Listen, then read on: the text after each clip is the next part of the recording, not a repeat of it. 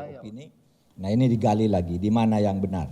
Kemudian ada ketertutupan kelembagaan yang mempunyai data pembanding. Ada lembaga-lembaga yang punya data tapi ketika diminta ditutup. Itu di masa lalu karena dulu belum ada undang-undang keterbukaan informasi. Sehingga banyak data-data dokumen yang tidak boleh dibuka sampai waktu tertentu. Kemudian kurangnya kepercayaan korban. Selama ini terlalu banyak bicara nih pemerintah, korban tidak percaya lagi, itu juga menyulitkan. Karena dianggap negara hanya ngomong aja, tapi sekarang tim ini mencoba menggali itu. Kemudian ada sensitivitas di kalangan korban karena ketiadaan pendampingan negara yang memadai. Minta maaf, selalu dijadikan contoh misalnya tidak semua korban pelanggaran HAM berat itu mau diungkap. Misalnya korban Petrus, anaknya itu sudah ada yang jadi direktur bank, sudah ada pegawai negeri, sudah bagus gitu. Kalau ini diungkap mereka loh, saya ternyata anaknya preman, cucu saya nanti kena.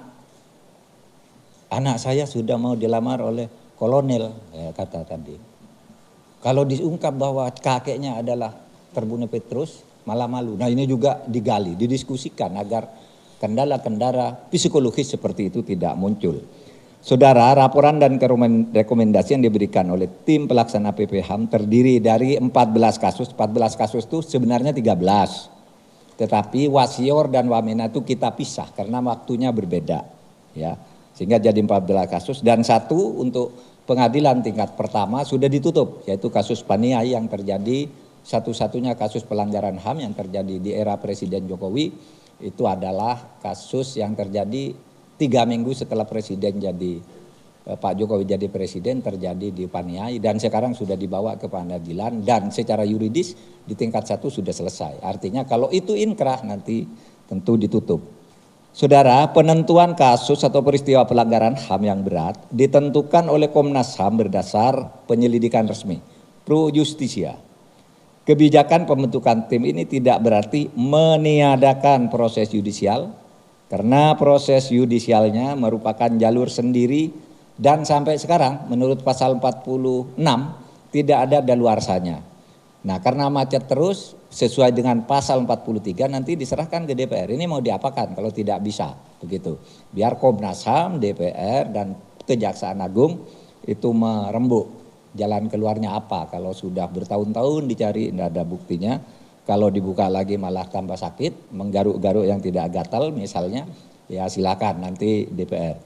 Kebijakan pembentukan tim PPHAM ini diambil oleh pemerintah dengan melihat fakta bahwa upaya mengajukan pelanggaran HAM ke pengadilan selalu gagal sampai saat ini. Coba catat ini, sampai sekarang pengadilan sudah membebaskan 35 orang. Dari apa yang direkomendasikan oleh Komnas HAM kita bawa ke pengadilan, bebas semua karena buktinya tidak cukup, hukum acaranya beda, yaitu kasus Tanjung Priok 14 orang diajukan ke pengadilan bebas, kasus Abipura 2 orang bebas, kasus pasca jajak pendapat di Timur Timur 18 orang bebas dan Paniai yang 8 Desember lalu diputus di tingkat 1 juga dinyatakan bebas. Masalah utamanya adalah perbedaan standar hukum acara. Bagaimana cara menemukan bukti dan bagaimana cara membuktikan. Kalau Komnas HAM itu pro justisianya hanya menyimpulkan terjadi, itu sudah dianggap penyelidikan. Tapi Kejaksaan Agung menyatakan nih buktinya apa, visumnya apa, pelakunya langsung siapa, korbannya siapa gitu.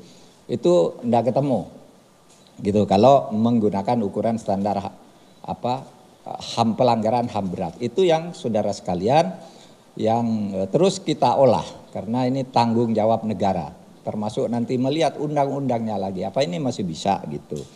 Laporan dan rekomendasi yang disampaikan oleh tim PPHAM tadi sebentar lagi ini kepada kami terdiri dari laporan yang sifatnya umum atas keseluruhan kasus pelanggaran HAM yang berat dan laporan khusus berdasar karakteristik dari masing-masing kasus pelanggaran hak asasi manusia yang berat. Nanti isinya tidak dibuka hari ini, tapi akan disampaikan dulu kepada Presiden dalam waktu yang tidak terlalu lama setelah tahun baru.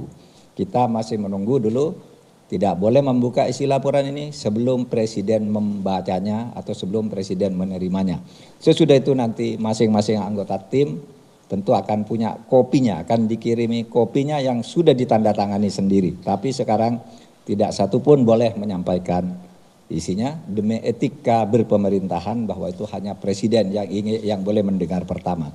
Ucapan terima kasih dan apresiasi atas selesainya pelaksanaan tugas tim pelaksana PPHAM. Pemerintah pasti akan mendorong berbagai kebijakan yang diperlukan untuk menindaklanjuti rekomendasi yang telah disampaikan oleh tim pelaksana PPHAM, dan inilah hasil yang menurut salah satu koran atau media besar hari ini merupakan hadiah karena ini merupakan pelunasan hutang Presiden Jokowi atas janji kampanyenya untuk menjelaskan, menjernihkan persoalan ini. Saya persilakan Pak Makarim Wibisono untuk menyerahkan kepada saya mungkin dengan pengantar apa yang perlu diantarkan kepada kami. Silakan Pak Makarim. Kami silakan dulu atau ya. Bapak Menko Polhukam, Bapak Menko PMK, Bapak Muldoko, Bapak KSP, dan semua hadirin yang saya hormati. Saya pada hari ini ingin menyampaikan kepada pemerintah atau wakil dari Bapak Presiden laporan kerja kami yang kita sudah lakukan sejak ditandatangannya Kepres nomor 17 tahun 2022.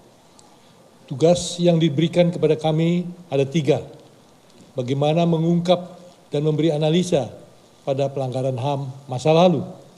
Kedua, menyusun rekomendasi mengenai pemulihan korban. Dan yang ketiga adalah menyusun rekomendasi agar supaya masalah pelanggaran HAM tidak terjadi lagi di Indonesia. Nah, dalam hal ini kami sudah menyusun di dalam satu buku, dan juga kami satu tim PPHAM juga melihat pengalaman yang dilakukan di negara-negara lain. Di negara lain misalnya saja Chili, ada semacam komisi yang seperti ini yang namanya Rettig Commission. Begitu Rettig Commission selesai, maka diserahkanlah laporan kepada Presiden Chili. Dan kemudian Presiden Chili membuka hal ini kepada semua publik, ya, dan juga memberikan pandangan mengenai posisi Presiden Chili terhadap hal itu. Oleh karena itu, di dalam kali ini kami menyampaikan kepada Bapak Menko Polhukam 2 hal. Satu, laporan mengenai hasil daripada tim PPHAM. Ya. Yang kedua adalah usulan dari tim PPHAM kepada Bapak Presiden agar bisa membuat pernyataan Presiden Republik Indonesia mengenai pelanggaran hak asasi manusia masa lalu. Sekian Pak, saya ingin menyampaikan hal ini kepada Bapak, dan kedua-duanya ada di dalam amplop ini Pak. Iya Pak? Hah? Oh dibuka ya? Ya, silakan. Ya. Ya, yang jadi ini adalah laporannya Pak. Ya, ini masih ada plastiknya loh, nggak saya buka. Nah yang ini adalah usulan untuk ya disampaikan. Oh ditahan. Oke. Terima kasih. Baik, saudara sekalian, kita makan siang, enggak usah tanya jawab lagi karena sudah lapar ini tadi. Segera Pak, di akhir udah lapar katanya. Terima kasih. Assalamualaikum warahmatullahi wabarakatuh. Oke. Teman-teman, mungkin nanti kita tanya jawabnya bisa sambilan makan siang. Jadi kita nanti sama-sama sama Pak Menko dan tim PPHAM untuk ke samping.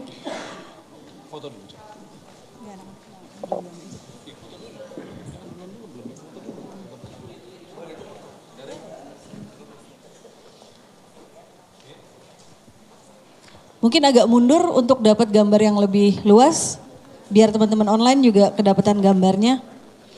Kita agak mundur aja ya, semua kameranya ya. Hah? Biar mereka dapetin gambar.